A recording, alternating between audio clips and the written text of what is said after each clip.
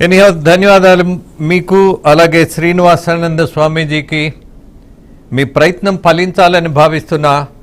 అలాగే భారతదేశంలో హిందువులు మైనారిటీలుగా బతుకుతున్నటువంటి పరిస్థితి మనం గమనించిన తర్వాత, ఈ భారతదేశంలో అత్యధిక శాతం ఉన్న వాళ్ళు హిందువులైనప్పుడు హిందువులు మైనారిటీలుగా మారిపోతున్నటువంటి పరిస్థితి మనం చూసిన తర్వాత 100% ఇవాళ హిందూ దేవాలయాలలో కొన్ని జరగకూడనటువంటి కార్యక్రమాలు చేసే వాళ్ళను మాత్రం బహిష్కరించాలి.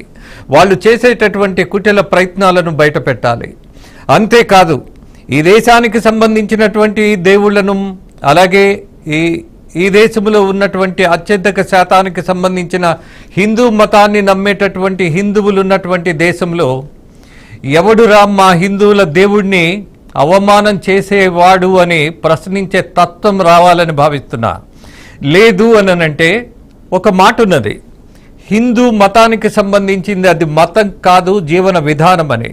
ఆఫ్ కోర్స్ దీని మీద డిబేట్స్ ఉంటాయి, అనేకమైనటువంటి భేదాభిప్రాయాలు కూడా ఉంటాయి. బట్ మతం చెప్పింది ఒక డిసిప్లైన్, ఒక క్రమశిక్షణతో బతకమని, అలాగే ఎవరినైనా ప్రేమించమని.